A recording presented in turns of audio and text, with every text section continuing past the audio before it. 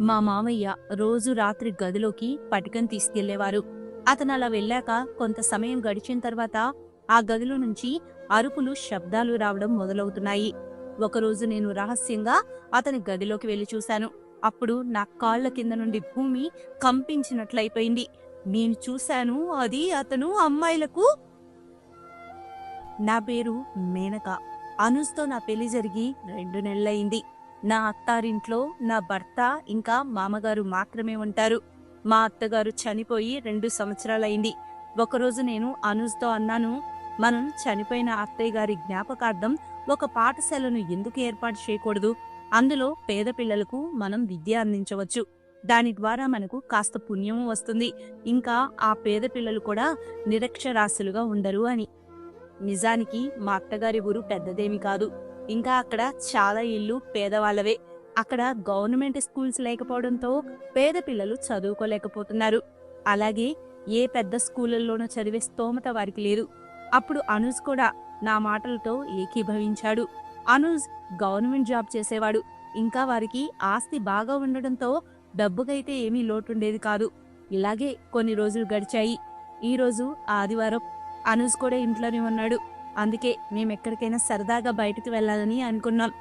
మామయ్య గారిని అడిగితే ఆయన చెప్పారు, నా ఆరోగ్యం బాగోలేదు, మీరు వెళ్ళిరండి. నేను సాయంత్రం అలా నా ఫ్రెండ్స్తో అనాథాశ్రమానికి వెళ్ళి వస్తాను అన్నారు. మేము తనకు కావలసిన ఆహారం అవన్నీ సిద్ధం చేసి తర్వాత బయటకు వెళ్ళాము. మేము టౌన్లోని చాలా మంచి ప్రదేశాలన్నీ చూసిన తర్వాత ఇక సాయంత్రంకు పూర్తిగా అలసిపోయి ఇంటికి చేరుకున్నాము. మామయ్య గారికి వండి పెట్టి ఆయన తిన్నాక నేను అనూజ్ వెళ్ళి నిద్రపోయాము. రోజంతా స్వీట్స్, నమ్కిన్స్ తింటూ అప్పటికే మా కడుపు నిండుగా ఉన్నందున మేం ఫుడ్డేమీ ఇక తీసుకోలేదు. ఇలా రోజులు గడుస్తూ పోయాయి. ఇప్పుడు మా స్కూల్ కూడా పూర్తిగా తయారైంది. ఈరోజు స్కూల్ ప్రారంభోత్సవం. మామయ్య గారిని తీసుకెళ్లి రిబ్బన్ కటింగ్ చేపించాం. నా మనసులో నేను ఎంత ఆనందంగా ఉన్నానంటే ఆ ఆనందం ఇంకెవ్వరి మదిలో కూడా ఉండనంత. ఎందుకంటే నేనిప్పుడు ఓపెన్ మైండెడ్గా ఉంటాను. ఇంకా పేద ప్రజల కోసం ఏదైనా చేయడం అనే దానిలో ప్రపంచంలోనే ఇంకెక్కడ దొరకనంత ఆనందం నాకు లభించినట్లు అనిపిస్తుంది. ఈరోజు అనూజ్ కూడా నాకు తోడుగా నిలిచాడు. నేనెప్పటినుంచో ఎదురు చూస్తున్న ఆ క్షణాలను నాకు అందించి నా మనసుకు సంతోషాన్ని కలుగజేశాడు. తర్వాత పాఠశాల ప్రారంభోత్సవం జరిగింది. ఈ కార్యక్రమానికి ఊళ్ళోని గొప్ప వాళ్ళను మేము ఆహ్వానించలేదు. కేవలం అదే గ్రామంలోని పేద కుటుంబాలను మాత్రమే ఆహ్వానించాం. వారి ముఖాల్లోని వెలుగును చూడాలే కానీ అది ఊహించడం కూడా ఎవరి తరం కాదు అన్నట్లు వారి ముఖాలైతే వెలిగిపోయాయి. ఇక చివరకు కొద్ది రోజుల తర్వాత ఉపాధ్యాయులను నియమించి స్కూల్ని ప్రారంభించారు. నేను కూడా గ్రాడ్యుయేషన్ పూర్తి చేశాను. అందుకే నేను కూడా స్కూల్లో పాఠాలు చెప్పడం ప్రారంభించాను. ఎలాగో నేను రోజంతా ఇంట్లో ఒంటరిగా కూర్చునేదాన్ని. అదేదో ఈ సాకుతో నాకు రోజు కూడా గడిచినట్లు అవుతుంది అనిపించింది. ఇక ఉదయం అనూజ్కి ఫుడ్ ప్రిపేర్ చేసి అతన్ని ఆఫీస్కి పంపుతున్నాను. అలాగే మామయ్య గారికి ఆహారం ఇచ్చి స్కూల్కి వెళ్ళి అక్కడ రోజంతా ఆ నిరుపేద చిన్న పిల్లలకు చదువు చెబుతూ గడుపుతున్నాను. ఒకరోజు నేను స్కూల్లో పాఠాలు చెబుతున్నప్పుడు అనూజ్ నుండి నాకు ఫోన్ వచ్చింది. తను చెప్పాడు, ఇంటికి కొంతమంది అతిథులు వస్తున్నారు. నువ్వు త్వరగా ఇంటికి వెళ్ళి వారి కోసం ఏదైనా పలహారం ఇంకా పానీయాలు వంటివి ఏర్పాటు చేయని చెప్పాడు. దాంతో నేను త్వరగా ఇంటికి వెళ్ళి వంటగదిలో వంట పనులు చేయడం ప్రారంభించాను. అంతలో మామయ్య గారు వచ్చి, ఏమైంది కోడలా, నువ్వు ఈరోజు చాలా త్వరగా వచ్చావు, అంతా బాగానే ఉంది కదా అని అడిగారు. దానికి నేను, అంతా బాగానే ఉంది మావయ్య గారు, అనూజ్కి సంబంధించిన కొంతమంది గెస్టులు ఇంటికి వస్తున్నారు, అందుకే టీ స్నాక్స్ ఏర్పాట్లు చేయడానికి ముందుగానే రావాల్సి వచ్చిందని చెప్పాను. అప్పుడు మామయ్య గారు తన గదిలోకి వెళ్ళిపోయారు. కాసేపటి తర్వాత అనూజ్తో పాటు అతని స్నేహితులు కొందరు ఇంటికొచ్చారు. అప్పుడు అనూజ్ చెప్పాడు, నేను మనాల్లో చదువుకునేప్పుడు వీళ్ళందరూ నా క్లాస్మేట్స్. అప్పట్లో మా మధ్య చాలా మంచి బాండింగ్ ఉండేది. నేను చదువుకొని ఇక్కడికి రాగానే మా మాటల మధ్య కాస్త గ్యాప్ వచ్చింది. ఇప్పుడు వీళ్ళు మన టౌన్కి ట్రిప్కు వచ్చి నాకు కాల్ చేశారు. నేను వెంటనే వీళ్ళను మన ఇంటికి ఇన్వైట్ చేశాను అని చెప్పాడు. వాళ్ళు టిఫిన్లు, టీలు తాగి కాసేపు అలా సరదాగా మాట్లాడుకొని వెళ్ళిపోయారు. అలా రాత్రి సమయం అయింది. మేము భోజనం అవి చేసి ఇక నిద్రకు సిద్ధమయ్యాము. అప్పుడు నేను నా గదిలో చూస్తే నీళ్లు లేవు. అందుకే నీళ్లు తెచ్చుకోవడానికి వంటగదిలోకి వచ్చాను. అప్పుడు నా దృష్టి మామయ్య గారిపై పడింది. అతని చేతిలో ఓ పటిక ఉంది. ఇంకా తను తన గదిలోకి వెళ్ళాడు. నేను నీళ్లు తీసుకొని తిరిగి వస్తున్నప్పుడు చూస్తే అతని గదిలో నుంచి ఏవో అరుపులు, శబ్దాలు వస్తున్నాయి. నేను భయపడ్డాను. అసలు లోపల ఏం జరుగుతుందని. అప్పుడు మళ్ళీ నేను అనుకున్నాను, బహుశా టీవీ ప్లే అవుతూ దానివల్ల ఇలాంటి సౌండ్స్ వస్తున్నాయేమో అని. నేను నిద్రపోవడానికి వెళ్ళిపోయాను. మరుసటి రోజు రాత్రి నేను మళ్ళీ మావయ్య గారు తన చేతిలో పట్టిక పట్టుకొని అతని గది వైపుకు వెళ్తుండటం చూశాను. అలాగే ఆయన వెళ్ళిన కాసేపటికి వెంటనే నిన్న రాత్రి వచ్చినలాంటి అరుపుల శబ్దాలు మళ్ళీ వచ్చాయి. ఇప్పుడు ఇది నా భ్రమ కాదు, ఖచ్చితంగా లోపల ఏదో జరుగుతుందని నాకు గట్టి నమ్మకం ఏర్పడింది. నేను అసలు విషయం ఏమిటో తెలుసుకోవాలని కిటికీలో నుంచి చూడాలని ప్రయత్నించాను. కానీ కిటికీ మూసివేయడం వల్ల లోపల జరిగేదేమీ కనిపించలేదు. కానీ మామయ్య గారి అరుపు శబ్దం నాకు స్పష్టంగా వినిపించింది. బహుశా మామయ్య గారు ఏదైనా ప్రమాదంలో ఉన్నారేమోనని నేను భయపడ్డాను.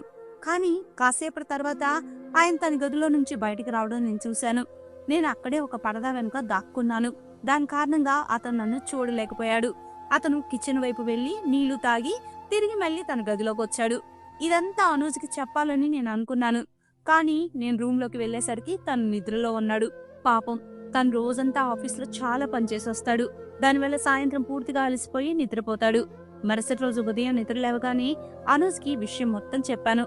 నేను అనూజ్తో చెప్పాను, మొన్న రాత్రి నీళ్లు తీసుకురావడం కోసం కిచెన్లోకి వెళ్ళినప్పుడు నేను మీ నాన్నగారు తన చేత్తో పట్టుకొని పట్టుకొని తన గదిలోకి వెళ్లడం చూశాను. నేను నీళ్లు తీసుకొని తిరిగి గదిలోకి వస్తూ ఉండగా మామయ్య గారి గది నుంచి ఏవో గట్టిగా అరుస్తున్న అరుపుల శబ్దాలు నేను విన్నాను. ఆ రోజు నేను అవి టీవీ ఆన్లో ఉండటం వల్ల వచ్చిన శబ్దాలేమో అని భావించి ఆ విషయాన్ని పక్కన పెట్టేశాను. కానీ నిన్న రాత్రి కూడా అదే జరిగిందని మొత్తం విషయం అనూజ్కి చెప్పాను. అప్పుడు అనూజ్ నన్ను అడిగాడు, ఆ టైంలోనే నాకు ఈ విషయం ఎందుకు చెప్పలేదు అని. నేను చెప్పడానికి వచ్చాను, కానీ అప్పటికే నువ్వు నిద్రపోయావని అనూజ్తో అన్నాను. దానికి అనూజ్, సరే పద మనం నాన్నగారిని ఈ విషయం గురించి అడుగుదాం అన్నాడు. అప్పుడు నేను అనూజ్ని వద్దని ఆపాను. ఇంకా తనకు చెప్పాను, ఏమో మామయ్య గారికి ఏదైనా సమస్య ఉందేమో, మనం అలా వెళ్ళి డైరెక్ట్ గా వారి ముఖం మీదే అడిగితే వారికి సిగ్గుచేటుగా అనిపించచ్చు. కాబట్టి అలా వద్దు, అసలు విషయం ఏమిటి అనేది ముందుగా మనం మొత్తం తెలుసుకోవాలి అని చెప్పి ఎలాగోలా ఆ విషయం దాటేసి అనూజ్ని ఆఫీస్కి పంపించేశాను. నేను కూడా స్కూల్కి వెళ్ళాను. కానీ ఈరోజు నాకు స్కూల్లో పాఠాల మీద అస్సలు ఆసక్తి లేదు. కాదు, నా మనసులో కేవలం ఇదొక్కటే నడుస్తుంది. అసలు గదిలో మావయ్య గారు ఏం చేస్తున్నారు? పటికను తీసుకువెళ్తున్నారు. దానికి వందలాది కారణాలైతే ఉంటాయి.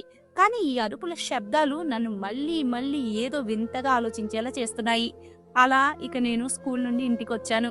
భోజనం వగేరా చేసి విశ్రాంతి తీసుకోవడానికి వెళ్ళాను. అప్పుడు మామయ్య గారు అటువైపుగా వెళ్లారు. వెంటనే నేను అతన్ని వెనకే వెంబడించాను. అసలు తను ఎక్కడికి వెళ్తున్నాడో చూడ్డానికి. కానీ అతను కొన్ని పళ్ళు తీసుకురావడానికి వంటగదిలోకి వెళ్లారు. అందుకే ఆ విషయాన్ని నేను ఇక అక్కడే వదిలేశాను. ఈ రోజు నేను ఒక ప్లాన్ వేశాను. ఇక ఈ రోజు రాత్రికి మామయ్య గారి అరుపులు వినపడతాయో లేదో చూడాలి. రాత్రికి నేను అనూజ్ మామయ్య గారికి భోజనం ఇచ్చి మా రూమ్లోకి వెళ్ళాం. కానీ కాసేపటి తర్వాత నేను బయటకొచ్చి చూశాను. అప్పుడు మామయ్య గారు పట్టికతో తన రూమ్లోకి వెళ్లారు. ఇంకా అతని అరుపుల శబ్దాలు నాకు వినిపించాయి. అప్పుడు నేను వెంటనే ఆలస్యం చేయకుండా అనూజ్ని పిలిచి చెప్పాను, చూడండి శబ్దాలు వినిపిస్తున్నాయి అని. అప్పుడు అనూజ్ పరిగెత్తుకుంటూ వెళ్ళబోయాడు. కానీ అప్పటికే మామయ్య గారి గది తలుపులు తెరుచుకున్నాయి. నేను అనూజ్ని గది లోపలికి లాగేశాను. ఎందుకంటే మేము మామయ్య గారిపై ఒక కన్ను వేసి ఉంచామనే అనుమానం మామయ్య గారికి రావడం నాకు ఇష్టం లేదు. సరే, రేపు ఉదయం ఈ విషయం గురించి మామయ్య గారితో మాట్లాడదామని నేను ఇంకా అనూజ్ అనుకున్నాము. ఇక ఎలాగోలా ఉదయాన్నే మామయ్య గారిని ఈ విషయం గురించి అడిగాము. దానికి మామయ్య గారు అన్నారు, ఏం లేదే, విషయం అసలేమీ లేదే, అయినా అసలు మీకెందుకు అలా అనిపించింది అన్నారు. అప్పుడు అనూజ్ అన్నాడు, రోజు మీరు రాత్రి గదిలోకి వెళ్ళిన తర్వాత మీ అరుపుల శబ్దాలు వినిపిస్తున్నాయి. కాబట్టి మేము అనుకున్నాము ఒకసారి మిమ్మల్ని అడుగుదాము, మీకంతా బాగానే ఉంది కదా అని అడిగాడు. అప్పుడు మామయ్య గారు చెప్పారు, అంతా బాగానే ఉంది. ఏదో కొన్నిసార్లు టీవీలో ఏవో హాస్య కార్యక్రమాలు అవి వస్తూ ఉంటే అది చూసి నేను బిగ్గరగా నవ్వుతాను. బహుశా అది విని నేను అరుస్తున్నానని మీరు అనుకొని ఉంటారు అని అన్నారు. ఇప్పుడు అనూజ్ భ్రమంతా అయితే తొలగిపోయింది. కానీ నాది కాదు. ఎందుకంటే ఆ రోజు కిటికీలోంచి అతని గొంతు నాకు చాలా స్పష్టంగా వినిపించింది. అది అతను నవ్వుతున్న శబ్దం అయితే కాదు. ఏ టీవీ ప్రోగ్రాంలోదైతే అస్సలు కాదు. అది ఖచ్చితంగా అతను అరుస్తున్న శబ్దమే. నేను అనూజ్కి చెప్పాను, మామయ్య గారు ఖచ్చితంగా మన దగ్గర ఏదో దాస్తున్నాడని. అది టీవీ శబ్దమో లేదా అతని నవ్వుల శబ్దమో కాదు. నేనే స్వయంగా ఒకరోజు కిటికీ దగ్గర నిలబడి నా చెవులతో విన్నాను అని. అప్పుడు అనూజ్ నన్ను కూర్చోబెట్టి అన్నాడు, హే మేనకా, నువ్వు సైలెంట్గా ఉండు. ఇంత టెన్షన్ ఎందుకు పడతావు? ఒకవేళ అలాంటిది ఏదైనా విషయం ఉంటే నాన్నగారు మనకు ఖచ్చితంగా చెప్పుండేవారు. అదేదో టీవీ ప్రోగ్రాం వల్ల ఆయన నవ్వి ఉండవచ్చు. ఇప్పుడు వయసు మీద పడ్డం వల్ల తన నవ్వుల శబ్దం అరుపుల్లాగా ఉండి ఉండవచ్చు. అది విని నీకు తను అరుస్తున్నారు అని అనిపించి ఉండవచ్చు. అలాంటి చిన్న చిన్న విషయాలను నీ మెదడుకి ఎక్కించుకోకు. హా, ఇంక త్వరగా నాకు టిఫిన్ అందించు, మళ్ళీ నాకు ఆఫీస్కి ఆలస్యం అవుతుంది అని అన్నాడు. నేను సందిగ్ధంగానే అనుజ్కి టిఫిన్ సిద్ధం చేయడం ప్రారంభించాను. ఎందుకంటే నా మనసైతే ఆగి ఆగి మళ్ళీ అక్కడికే వెళ్తుంది. అసలు మామయ్య గారు మాతో ఎందుకు అబద్ధం చెప్పారు? అసలు ఆయన మా నుండి ఏం దాస్తున్నాడు అనే విషయం పైకే. ఆ విధంగా అలా కొన్ని రోజులైతే గడిచాయి. ఒకరోజు నేను స్కూల్లో కూర్చొని ఉన్నాను. అప్పుడు మా అమ్మ నుంచి ఫోన్ వచ్చింది. అమ్మ చెప్పింది, నీకు మేనల్లుడు పుట్టాడు కాబట్టి నువ్వు 2 రోజులు ఇక్కడికి రా అన్నది. నేను ఇంటికి వచ్చి ఈ విషయం అనుజ్కి చెప్పి నేను మా పుట్టింటికి వెళ్తానని అడిగాను. అప్పుడు అనుజ్ వెళ్ళమని పర్మిషన్ ఇచ్చాడు. ఇంకా మామయ్య గారిని అడగ్గా ఆయన నువ్వు వెళ్ళమ్మా అని చెప్పారు. నేను మా పుట్టింటికి వెళ్ళాను. అక్కడ 2 రోజులు ఫంక్షన్ ఎంజాయ్ చేస్తూ అందరితో సరదాగా మాట్లాడాను. ఈ సందట్లో నేను మా మామయ్య గారి పట్టిక సంగతి విషయం పూర్తిగా మర్చిపోయాను. నేను 2 రోజుల తర్వాత తిరిగి రావడానికి సిద్ధమయ్యాను. నన్ను తీసుకువెళ్ళడానికి అనుజ్ వచ్చాడు. మేము టీ బ్రేక్ఫాస్ట్ చేసి మా పుట్టింటి నుంచి బయలుదేరి ఇక్కడికొచ్చాం. ఇక్కడికొచ్చి చూస్తే మామయ్య గారు తన గదిలో ఉన్నారు. మేము రావడంలో చాలా ఆలస్యమైంది. అనుజ్ స్నానం చేయడానికి వెళ్ళాడు. ఇక నేను భోజనం సిద్ధం చేయడానికి వెళ్ళాను. అప్పుడు నేను మళ్ళీ అతని గది నుంచి అవే అరుపుల శబ్దాలు రావడం విన్నాను. బహుశా మామయ్య గారికి మేమొచ్చిన సంగతి తెలియలేదేమో. నేను అతని గది దగ్గరకు వెళ్ళాను. అప్పటికే అతని శబ్దాలు ఆగిపోయాయి. మామయ్య గారు ఖచ్చితంగా లోపల ఏదో చేస్తున్నాడని ఇప్పుడు నాకు ఇంకా పూర్తి గట్టి అనుమానం కలిగింది. ఈసారి అనుజ్కి నేనేం చెప్పలేదు. ఎందుకంటే నేను చెప్పిన దాన్ని అనుజ్ నమ్మలేదు. నన్ను కూర్చోబెట్టి మరీ నువ్వు భ్రమ పడుతున్నావంటూ నాకు వివరించాడు కదా. ఇక అసలు నిజం ఏమిటో మొత్తం బయటకు వచ్చేలా కనిపెట్టాలని నేను ప్లాన్ వేసుకున్నాను. నేను మరుసటి రోజు అంతా తెలుసుకోవాలని ఆలోచిస్తూ భోజనం చేసి నిద్రపోయాను. ఆ తర్వాత రోజు నేను ఆలోచించి అనుకున్నాను, ఈ రోజు నేను మామయ్య గారి గదిలో చాటుగా దాక్కొని ఆయన గదిలో అసలు ఏం జరుగుతుంది అనేదంతా చూడాలని. రాత్రైంది. అనూజ్ నిద్రపోయాక నేను సైలెంట్ గా మామయ్య గారి గదిలోకి వెళ్లి అతని గదిలో ఒక మూలను రహస్యంగా దాక్కున్నాను. కాసేపటి తర్వాత మామయ్య గారు పట్టికను గదిలోకి తీసుకొచ్చారు. అక్కడ నేను చూశాను, అతను ఆ పట్టికను ఒక గుడ్డలో ఉంచి ఓ బరువైన వస్తువుతో దాన్ని కొట్టడం, ఇంకా అలా దాన్ని మెత్తగా పొడిగా చేయడం నేను చూశాను. ఆ తర్వాత అతను అందులో కొబ్బరి నూనె వేసి లేపనంలా తయారు చేశాడు. అతను ఆ లేపనాన్ని తన శరీరం మొత్తానికి రాసుకున్నాడు. అది తన శరీరం అంతా పూసుకోగానే నొప్పితో అరుస్తూ పెద్దగా శబ్దాలు చేస్తున్నారు. మామయ్య గారు ఆ బాధ చూసి నాకైతే జాలేసింది. నేను బయటకు వచ్చి విషయమంతా అడగాలనుకున్నా, కానీ నా అడుగులు ముందుకు పడకుండా ఆగిపోయాయి. ఎందుకంటే అసలు మామయ్య గారు అలా ఎందుకు చేస్తున్నారు, అసలు విషయం మొత్తం ఆఖరి వరకు తెలుసుకోవాలి అనుకున్నాను. మామయ్య గారు ఆ లేపనాన్ని తన శరీరం అంతా పూసుకోగానే ఆ నొప్పి కారణంగా ఆయన ప్రాణాలు పోయినంత అల్లాడాడు. కాసేపు అలాగే ఉంచిన తర్వాత ఆయన ఆ లేపనాన్ని మరో గుడ్డతో తుడిచివేసి దాన్ని డస్ట్బిన్ లో వేశాడు.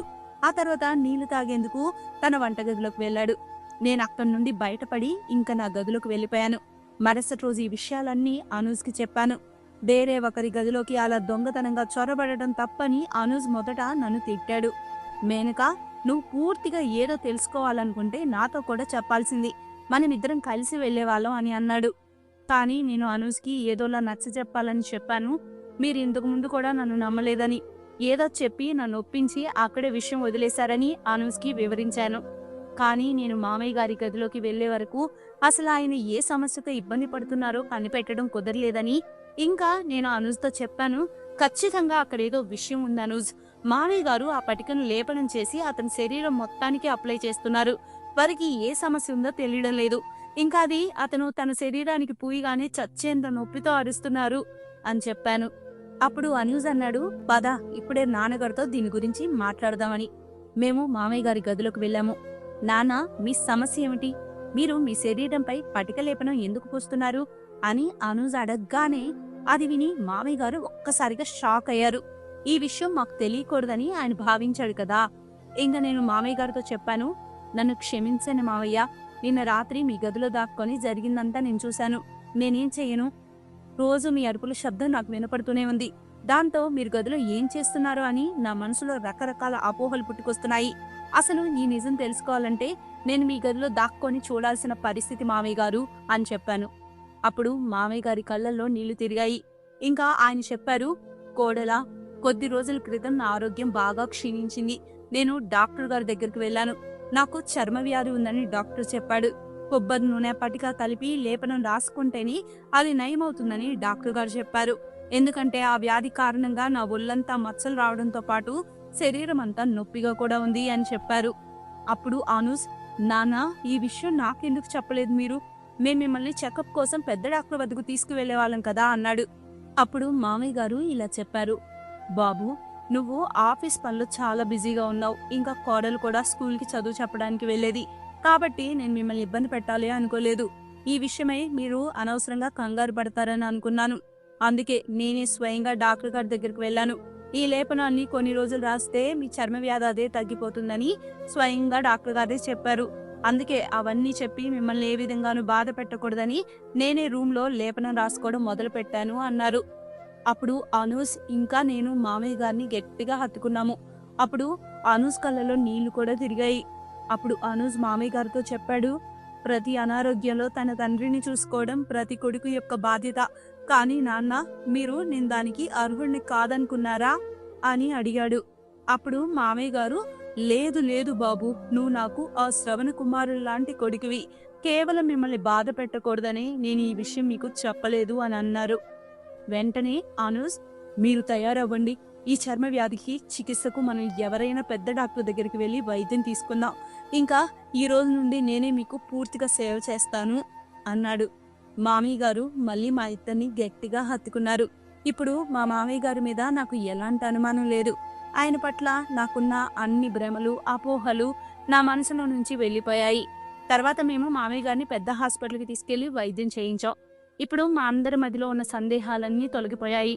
నాకు కూడా చాలా పశ్చాత్తాపంగా ఉంది. ఎందుకంటే నేను పూర్తిగా తెలుసుకోకుండా మామయ్య గారిని అనుమానించినందుకు. ఆయనకి ఏదైనా సమస్య ఉందా అని పదే పదే నేను మామయ్య గారిని అడుగుతూ ఉండాల్సింది అని. Thank you friends.